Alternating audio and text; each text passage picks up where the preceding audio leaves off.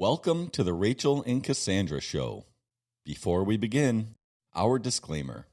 Hey, don't forget, Rachele and Cassandra are not attorneys or financial advisors. Sometimes what they say may sound like legal or financial advice, but it's not.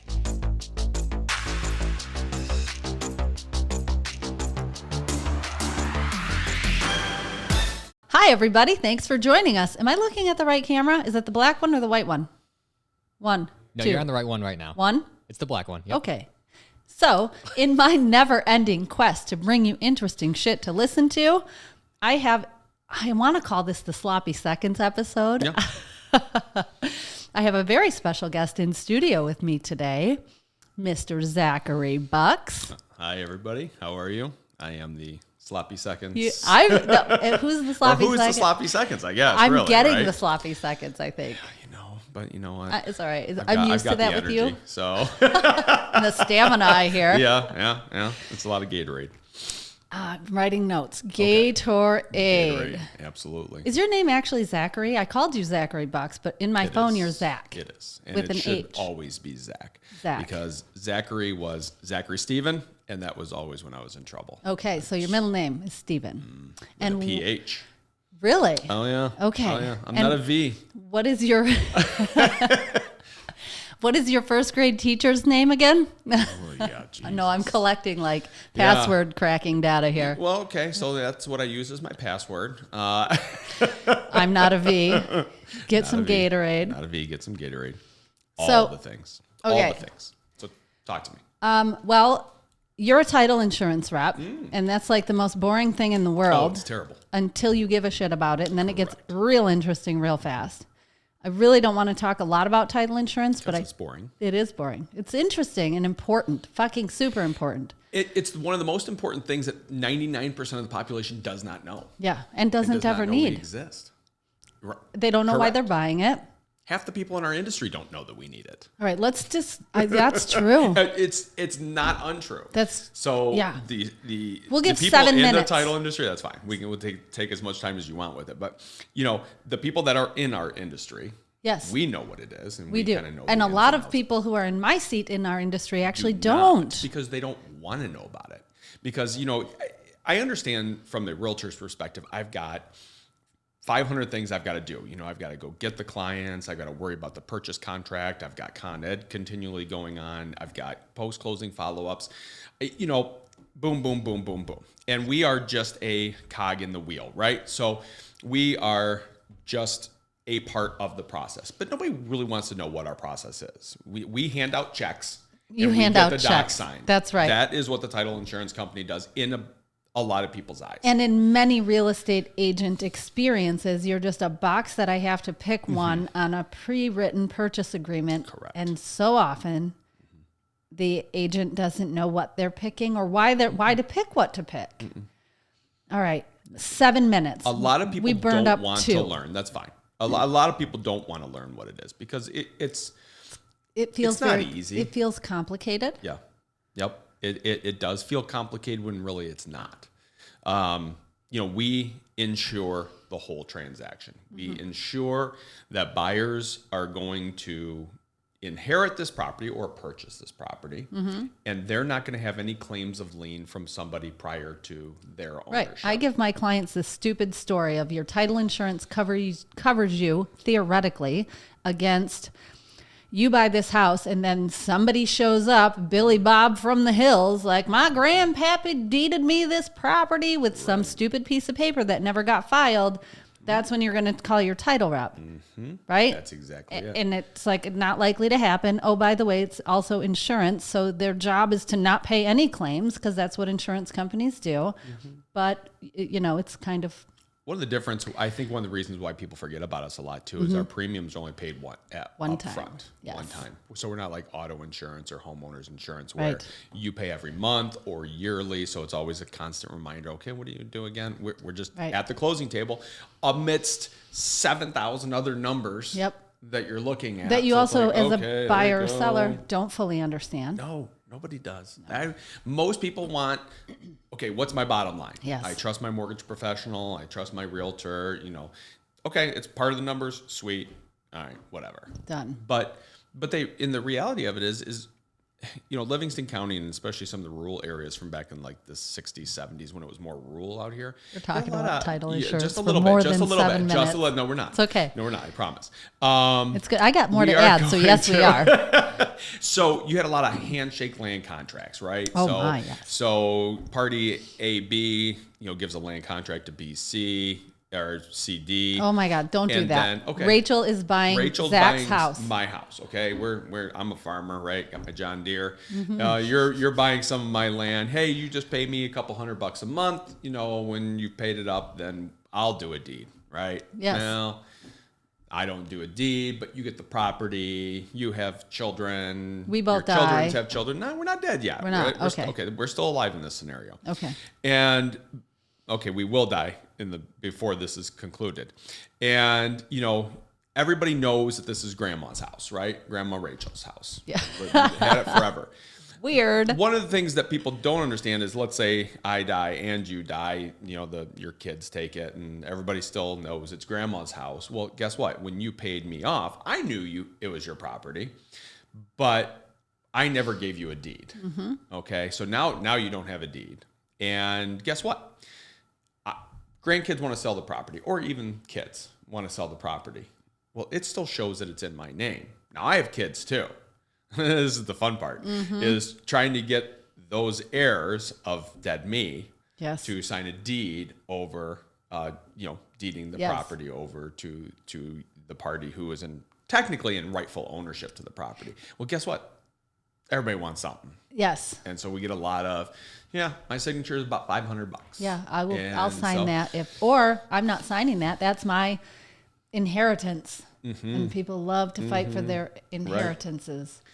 So our job as title insurance professionals is we do a lot of land contracts now where we hold the deed in escrow. So upon payoff, we've got proof that there's a deed out there. Yep, uninterested third party. We go back and try to find the resolutions to those problems, because it's not the end buyer's fault that there was no deed given to the sellers or the seller's mom, you.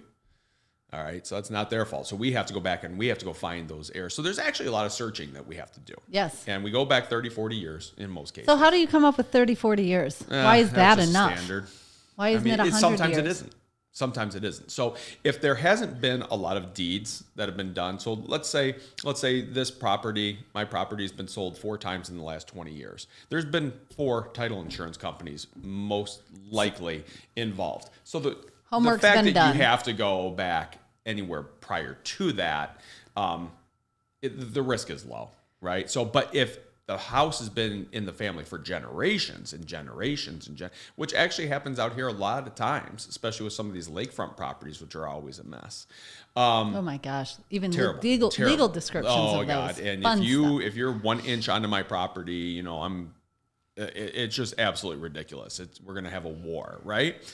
So sometimes we have to go back 30, 40, 50, 60, 70, 80 years. And then, so I've actually gone down to the Register of Deeds a couple of times and looked at some of these documents, because I've gone back and looked special favors for people, and they got these old books with just this handwritten cursive in there that you can go back and look at. But sometimes we need to go back, because the online data for Livingston County, if you go look at deeds, only goes back to like 1986 or something like that. So sometimes we have to send examiners out there to go back further to determine the ownership. And this sounds like a situation where how far back you have to go depends on what you find when you start looking. Mm-hmm. Like you start looking and you start seeing some cloudy, it's called a tidal cloud, like some murky water. Yep. There's always murky water. I mean, one of the biggest problems we have as... Can we talk about these? No, I don't want to talk about those. Oh man, I feel like they're a source of lots of murk. Quick claim deeds are... Potentially. They are what they are. It's just a quick way to transfer title without having to take any responsibility for what happened under your ownership. So if sometimes you add a spouse on, that's fine, right? That's understandable. We don't like in our industry ever to see a full change of from you to me, like without you being on title, right? Via quick claim deed. We like that to be a warranty deed. And for everybody's information, he is saying quit. Claim with a T. Quit. I quit. Yes. Deed. Quit. important. claim. And I did use the word quick, which I do apologize, within that statement, but it was not referring to that deed. A quit claim deed is a fast way. Yeah, it's a way for the seller or the person deeding their interest to the property not to warrant. So the warranty deed is the way we like to see it, to warrant the title condition to the property. That it's clear and able to be given. They haven't given it to somebody else. Like they haven't performed like 16 quit claim deeds, prior to giving it to you, to other people. So warranty deed is actually an insured deed. So when we see that back in the chain of title, we're like, okay, cool. It's been insured. Yeah, warranty deeds. Due diligence has been performed, really blah, blah, blah. So let's just tell everybody really quick in the state of Michigan, and correct me if I'm wrong. You're wrong. If I usually am, which is why I say these things to professionals, so you can tell me and check me. And I'm not a very good professional. Okay, but, air quotes. You can't, professional, Zach. In Michigan, I can have a deed not filed and it's still legal. Right? Well, it creates problems. It does create problems because it's all about intent. So if I give a deed to you and you stick it in your safe deposit box for 20 years, what happens if my feelings towards deeding you the property have changed? What happens if we had a falling out and no longer was my intent to deed that property to you and I forgot about it, right? I'm old. 75, 80. It doesn't matter. I have it. You have it, but it wasn't recorded. Why wasn't it recorded? So as a title insurance company... Because I don't trust the government. Right, exactly. But we're going to look at that and say, why did you not record it? So then we try to find, if we can, the person that gave the quitclaim deed and say, hey, did you really quitclaim this to this person? Did you get adequate compensation or some sort of, like for love and affection is one of them? Yeah. What if I lost it in the poker game? Well, it was my mining property and we were playing poker back in the day. Then why didn't you record the deed? Because I don't trust the government. Well, then you're going to have a little bit of murky waters. Okay. So, because we're going to ask those questions. Yeah. We're an insurance company. Our job is to reduce the amount, mitigate risk, right? Yes. And I'm raising my hand because I feel like there are some important takeaways that we can provide to people. Oh, for sure. So let's talk about how there are only a handful of actual title insurance underwriters and everybody else is an overlay reselling your product. Okay. I get in so much trouble out in the world talking about this. So underwriters, they're ultimately, no, there's more than that. In Michigan. No, you can use as many as you want. There's a lot of smaller ones that are kind of coming out. So you've got North American, you got First American, you got Fidelity, you got Old Republic, you got Stewart that's making a push, Chicago Title. You've got there's like 2 or 3. There's a Commonwealth that used to be there. There's about, I would say there's close to 10 underwriters out there. So hold on. A lot of smaller ones have cropped up. Okay, so maybe I'm operating on old information. Maybe there were 4 main ones when I hit the industry, and that's what I took to be the truth. There are 4 most commonly used. Okay. Okay. So your Fidelity, your First American, your Old Republic, your Stewart, and these title insurance companies can choose to issue policies anywhere in the country. Well, they can issue the policy with any underwriter. Well, who's the underwriter? I thought, like in the case of First American. So hold on. No. So, you're not understanding tell my me question. Your question. You're right. I'm not. I'm saying that if I place a title insurance order on a property with First American, there's no middleman. If I place a title insurance policy with one of the hundreds of other places that will come up on a Google search for title insurance in Michigan, most of those are brokers that are between the client and the product. Correct. So what they will do is, based on their relationship with their underwriter, they will pick an underwriter to handle your file. And there's some underwriters much like are a mortgage broker. Very like much Cassandra. So. Very much so. But the state filed rates, because we're a state filed rate 5 times fast. All of our rates are within probably about $5 to $10. I understand that. So yes. the cost aspect is it's nominal. the overlays. Right. It's who's a little bit easier to work with on this one. Who's easier to work on this one. Ultimately, these underwriters are basically just holding the paper at the end, right?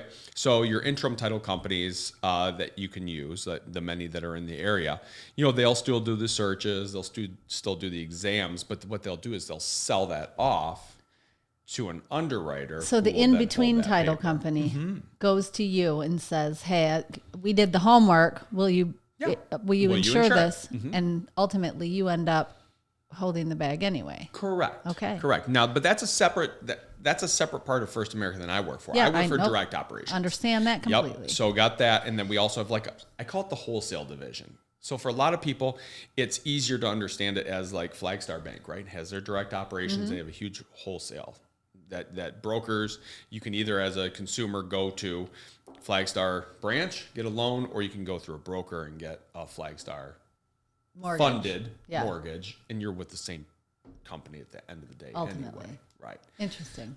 There's really no financial benefits going through either one. Are there like any I said, the benefits? rates are the same. Personal Preference? preference. I All mean, right, you have relationships with your title company. You have relationships with the people that work. Service is really the only differentiating factor in our industry. I'm going to redirect. Okay. How did you end up doing this for a living? I always say title insurance is the accidental profession, because unless you're in this profession or your parent worked at a title company, nobody knows what it is. So how did you end up doing this? I took a long route through college. I took the 7-year route through college. Yeah, wow. Yeah, Where? I was the original Van Wilder. University of Michigan, Dearborn. Really? You went to U of M and I didn't know it? Yeah, U of I M, thought Dearborn. That's U of M, Dearborn. is that why? My degree says U of M. Yeah. But I know it was Dearborn. I thought Smaller like campus. a rule, if you're a U of M grad, is that you must announce it within moments of meeting a new person. Oh God, no! I'm not that Michigan fan. It's not Not part that of your Michigan fan. That's not part of my spiel. Okay. Because it took me so long to get it, I'm almost a little quasi embarrassed that it took me that long to get it. Well, so why did it take you so long? Well, so when I first started, when I got out of high school, I went right into college. Right, that's what I did. High five, me too. Yeah, absolutely. So I went right in. I hated math. I hated all the prerequisites.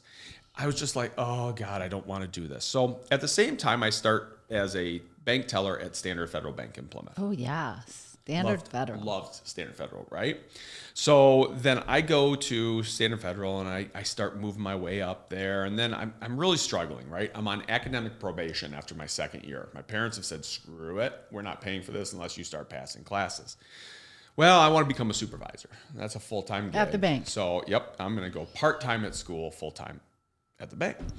And so I'm loving that. And eventually, once I found my area of concentration, which is public relations and corporate communications, speech classes, one of my most favorite classes were a lot of my speech classes, but the interpersonal communication classes. I could totally see this. Freaking loved these, right? Yeah. So then all of a sudden I delisted for like the last 2.5 years. You found your stride. I love this. I found my stride. So I'm still working at the bank at this time. So I'm flip-flopping between full-time at the bank, then going at part-time because I'm like, screw this. I've been in school for 5 years. I need to get out, go back part-time. So all the while this is happening in my final year of school and I'm at the bank, my manager, she's like, okay, I'm leaving the bank. Back in 1998, when I was in my third year in, the Standard Federal, the president, Mr. Ricketts, had died.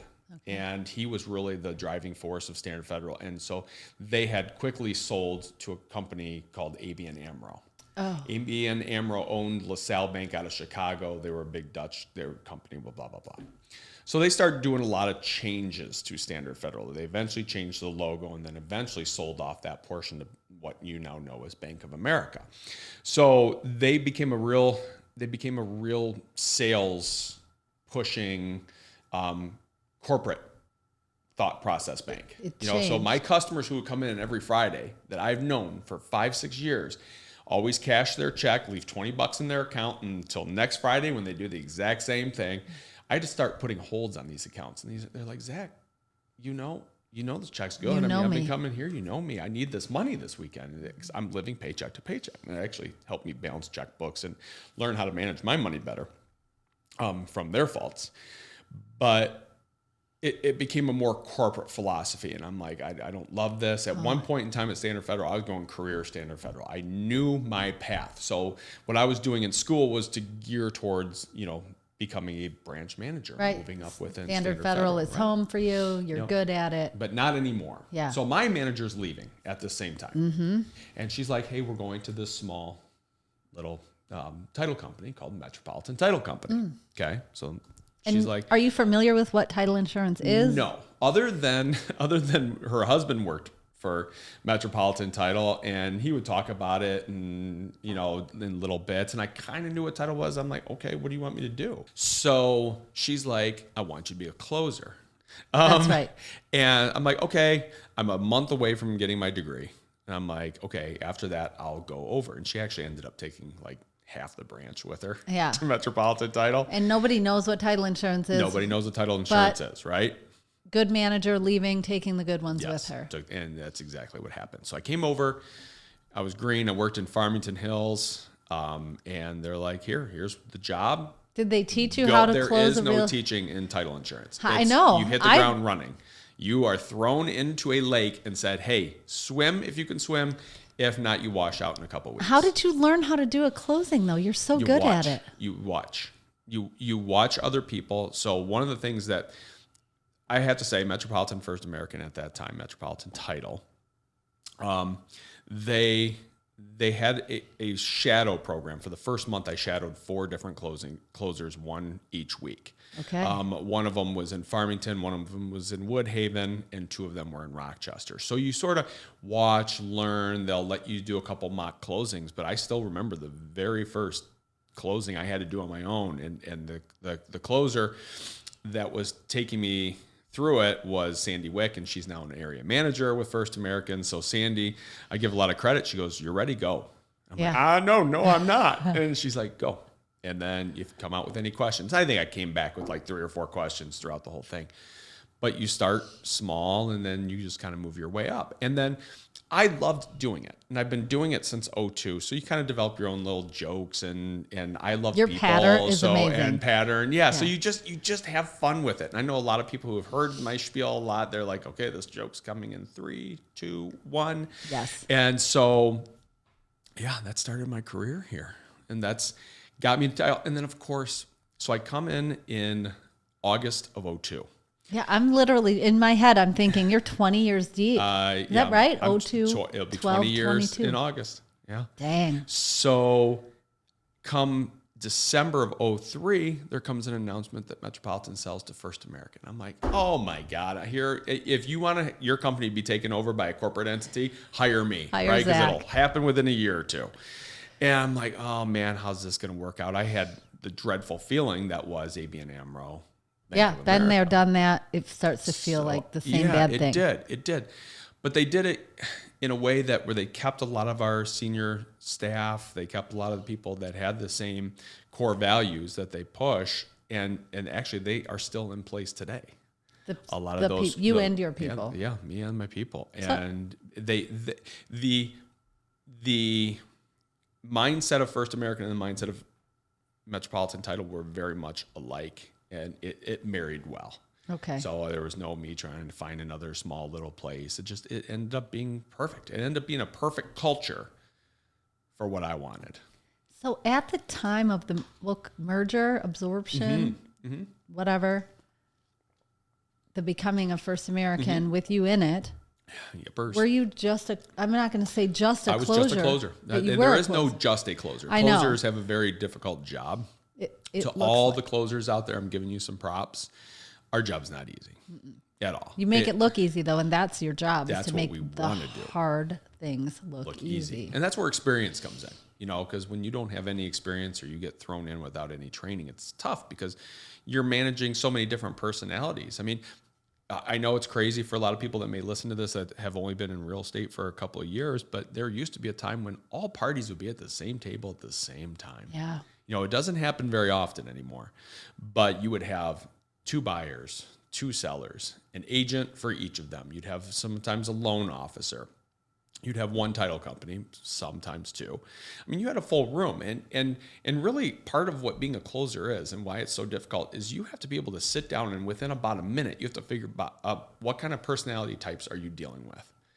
Are you dealing with people that really are interested in the numbers and really conservative? You working with people that don't want to hear the spiel and can't sign fast enough. So you have to be able to diagnose this and act as a chameleon and adapt to that style so that they feel comfortable. Oh, by the way, read the relationship between buyer and seller, which isn't always. Actually, it used to be great.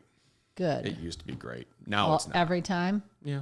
I mean, most of the times. I had a handful of bad closings, but most of the time, by the time people get together at the table, it's a celebration. It's not the case anymore. If they're what do you think has together. Changed? Well, you're in bidding wars to get the house. Yeah. Once you've accepted and gotten over the elation of having your offer accepted, now you want to go look at the house and in most cases do an inspection, which hopefully that hasn't been waived. Decide if you really want to buy it or not. And then if you need a couple things changed and the seller doesn't want to change it, it's like, hey dude, I'm overpaying by $50,000 on this house, fix this window. Yeah. And then you get hurt feelings in there. And I think a lot of people struggle, and sometimes they don't have a good agent that knows how to ask for that knows how to work with the other agent to make it. So you see a lot of that going on. So we're just hurt feelings just grow throughout the whole thing, which probably are the tiniest of. People dig in their heels. Man, they do. About small things. And maybe part of it's our angry culture right now. That's a good point. One of the things I say, because we do a lot of training, we do a lot of kind of con ed stuff. We do a lot of personality training, and right now we're at a customer integrity training where we learn customer styles, how to adapt to them. We really, really push on how to be the best at what we do. Mm-hmm. It shows. In all facets. And one of the examples I used is just drive down a freeway one day, accidentally cut somebody off, you're getting honked at, you're getting the middle finger, you're getting yelled at. Brake checked. But it's happening all the time, and people are so angry right now. Just look at the world. And that, of course, is going to carry over into real estate too. I am often reminding my agents to remember that on the other side of that agent that you don't like how they're being to you, or maybe they don't know what they're doing, or they're getting in the way, on the other side of that agent is a client who wants the house, or a client who wants this deal to close with your buyer. Like, you really have to remind people it's not all about them and their feelings. It's not. But be nice. Yeah. Don't be an above asshole. all else. And that's really kind of what it comes down to, is treat others the way you want to be treated. Oh, golden rule? Are we going there? I mean, but it's so true. And people just are so quick to get angry, and agents included, and then title companies, I mean, I deal a lot with other title companies. Mm-hmm. Every once in a while you'll deal with one where somebody's either having a really bad day and they're just like, it's like, okay, we're working together. Yes. Common goal. Let's I had a visualize this in your office with a situation just like you described. You guys were amazing, and we got through it in large part, I would say, because most of the people touching the problem knew what they were doing and had a mindset of solving the problem, not reveling in the problem. Anyway. That's tough. And then you have the ostriches. Then you have the people that identify a problem like, I'm not, let's just hope it goes away. Let's not address it. And it's tackling the problems head on, right? It's getting to the. So where did you learn that? I want to go back to talking about over the years, Rach. So, I'm a closer from 2002 till 2011. Okay. So 9 years. Yeah, 9 years. So at about the 7 year mark. Hold on. You went through this amazing real estate market that got bananas, and then just went down in flames. Just crapped itself. And I showed up right around the time you just came out here. Yeah, I came out here in 2011. Your end time, of the time frame you just gave was 11, and I think I hit the ground in 2013, 14. Yes, you came out as a realtor right after I just started getting involved out here. So 9 years I do this. Now, of course, I have a 13-year-old son and an 11-year-old daughter. So at the time 2007 was hitting, we were laying off like crazy.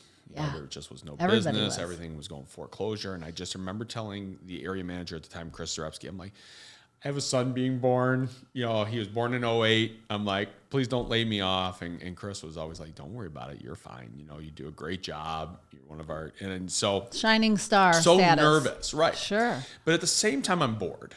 I've been doing a lot of these closings. I've been doing it 8 years, 9 years. And the itch hit around the 7-year itch, right? So it hit around 7 years. I want to do more. I want to broaden my wings. I want to fly, right? So I'm like, I want to get in sales. I had a very tight relationship with the sales rep that I worked for, Mark Elias, who I'm going to give him a shout out for. He sort of groomed me. He saw something in there and he'd take me to events. This is how you act. This is how you do this. This is how you do this.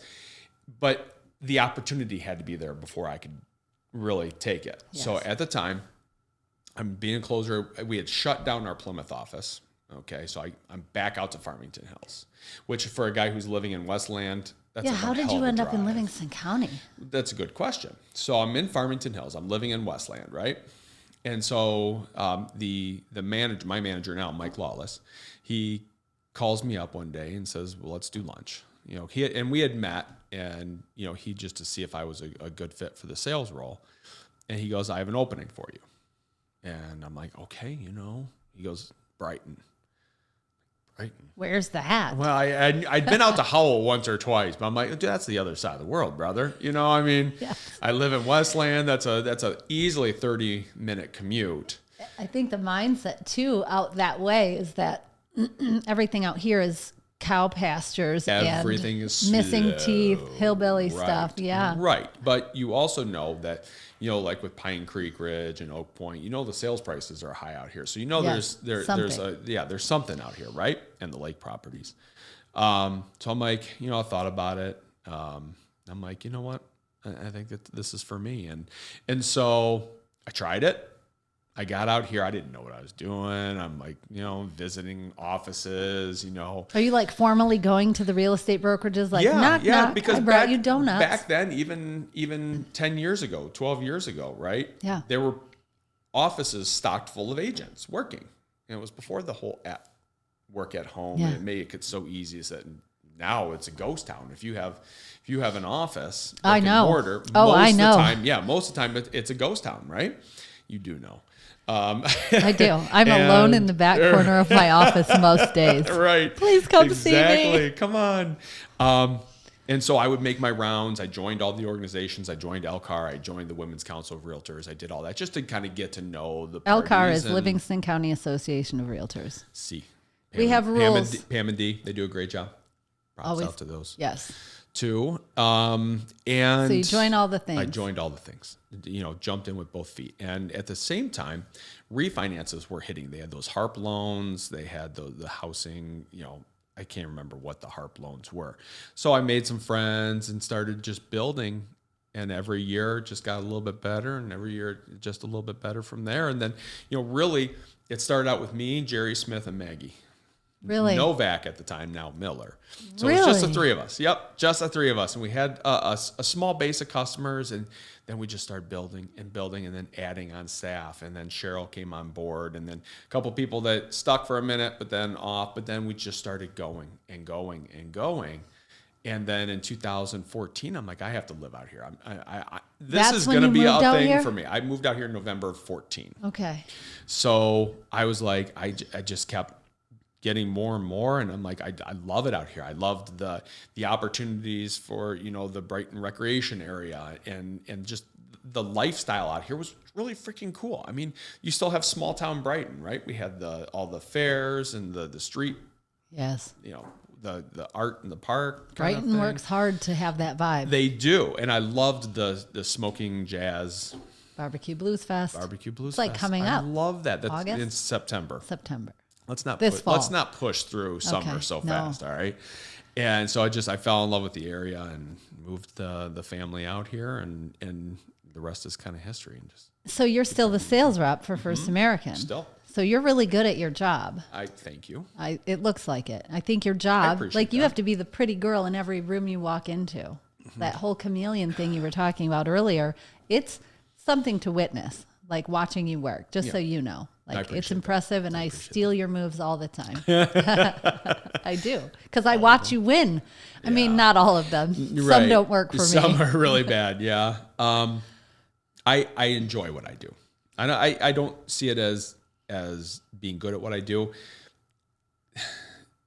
Again, we're in this customer integrity class. You have to have a true desire to want to help people, and you have to have above all else innate desire to just like people. Yeah, and do the right thing. They go together. You should have a good moral compass. Now, my dad is a Lutheran pastor, so I forgot about that. I know I grew up in the middle of a church, right? So I mean, my moral compass was already pretty good. So how are the Lutherans, though? How is that? Well, I mean, there's 3 different sects of Lutheranism. There's the ELCA, which would be your more leftish kind of. What does ELCA stand for? Evangelical Lutheran Church of America. Got it. You have your Missouri Synod, which I guess would be just a little bit more in the middle. It's called Missouri what? Missouri Synod. It's SYNOD. What does that word mean? I don't know. You keep talking. I'm Googling. You look up Synod, and then you have the Wisconsin Synod, which is probably your strictest type. Now, we were ELCA. So you're the most leftist. If we're going to use those if we're going to use those terminologies, and those are shortcuts you easy for people to understand. I brought them to the table, but they're the easiest for people to understand. Ready for synod? Yes. An assembly of the clergy and sometimes also the laity in a diocese or other division of a particular church, or a Presbyterian ecclesiastical court above the presbyteries and subject to the General Assembly. It's a church thing. Not B, okay. Right? All right, yeah. So it's a church thing. And so I grew up in the church, so I feel my moral compass is pretty good. So now can we talk about Roe v. Wade? Oh. Yeah, no. We'll set that aside for episode 2. I was going to say episode 2 we'll probably have to do that because that's a little delicate, especially 20 minutes after it was announced, I know. An hour after it was announced. Let's react on recorded. But, so it was just a love. It's a love to help people. It's a love to want to be around people and to do what I do. And you think this comes in you from the church? No, I think you either have it or you don't. Okay. You can fake it, but most people will call you out if you're faking an interest in somebody or an interest to help. It shows up over time, doesn't it? It shows up, yeah. For sure. So, if you have a constant love of being that guy, of going out and just smiling and being there for people, then, it shows when it's sincere and genuine. And it's just who I am. And are your parents still alive? They are. Yeah, my dad lives out in Gregory. Awesome. And, really? He bought a house on Joslyn Lake, actually. Him. So he likes to have the family out and do that. My mom's in South Lyon. Were they in Westland first when you came out here, or did they come out here before you? Well, so I grew up in Lincoln Park. Okay. My dad had a small church down in Southgate, and so I was there till I was 18. Then he took a call to become the head pastor at a church in Livonia, Holy Trinity Lutheran Church in Livonia. So we all moved out at the very tail end of my senior year, out to Plymouth. So then that's where I started my career at Standard Federal. That's where Did you graduate high school from not your Allen Park Cabrini? So hold on. Is that where you used to live and then you moved? So you did at the tail end of your senior year, was after graduation? Yeah. Okay. Well, yeah, it was the last month, but we commuted for a month. You finished out. Your parents didn't move you. Correct. Okay. Until high school was over. My sister was. Oh man! All right. That's our cue. That's our shutdown cue. Shutdown cue. Denouement. I still do closings. Start now. Okay, so we got that all finished. What the hell were we even talking about? Your parents came out here. Chicken or the egg? They came. My dad had actually bought the house I live in first, because this was going to be his retirement out here. And the house you live in now? Yes, and I bought it from him. Oh. Yeah. Oh, I love this. So then he moved out to Gregory because he was still working in Monroe at a congregation in Monroe. Jeez. And then he came. He was so I basically moved into that house. Then once he decided to retire, he found a house on Lake Joslyn. Now, my mom had moved from Plymouth a year before me into South Lyon. So they were moving. And of course, my poor sister, she's in Canton, still holding down that area of the world. Yeah. Okay. Well, her husband's a me. steam fitter. And so it's a pipe fitter. It's a union type of job. And he's part of the local 636 that does Detroit, a lot of stuff in and around Detroit and the east side. So it's hard for him to move out this way and get to the jobs in Dearborn and without having Can't to make 4 sense hours. for them. Can't very much make sense for them. And they're all their kids are, actually my nephew just graduated high school from the park, Plymouth, Canton, Salem. Awesome. And my niece is going to be a freshman, and my nephew, who was born quite a bit after everybody else, is in second grade. One of those. Yeah. Extra. And the extra, oopsie baby. And he's in the Plymouth system as well. So, I mean, they're deeply ingrained into that area. So no time soon will they be coming out here. I have a stupid question. Go ahead. Maybe not stupid. Did you do your own closing when you bought your house from your dad? No, couldn't do it. I can't notarize. Can you not do that? Because I can't notarize my dad's. Piece. Yep, and I can't notarize my own. So I think either Maggie or Cheryl did it. Right. I can't remember which Somebody one. did do a solid. Yeah. All right, if you're going to give a parting words to whom? Whoever happens to be listening. Like, what say ye? I'm going to go back to be nice. You know, no matter what aspect of the industry that you're in, or even if you're just in to your family and other people, I see the worst of things. I see money divide family and siblings on houses that they sell, and I just see a lot of anger out there. And really, you know, it's a short life, right? It's a short life, and we need to enjoy it all. And why have all these, you know, burnt bridges everywhere? Just be nice to each other. And I can't change it. My words today aren't going to change that, but, you know, just be nice, and be nice to your realtor, be nice to your loan officer, be nice to your title rep, because we're all working hard to get you guys to the finish line and in the most stress-free way possible. I love it. And I want to do part 2 because we got a lot more to talk about. I agree. I'm sorry that I It's all right. have a mortgage closing. He's a really popular guy. I have a closing today, and so, we definitely need to continue going down, because I think title insurance, I think we need to tap into that a little bit more. We'll sprinkle some more of that in there. I think we should. But more importantly, be nice, even to the guy who cuts you off in traffic. Mm-hmm. Don't flip them off. You don't know. You don't know. Use that finger to pick your nose. Hard stop. That's the end sentence. Thank you, Zach. Thank you. Appreciate it. The info given is current as of this recording, but remember, the market changes and real estate is hyper local.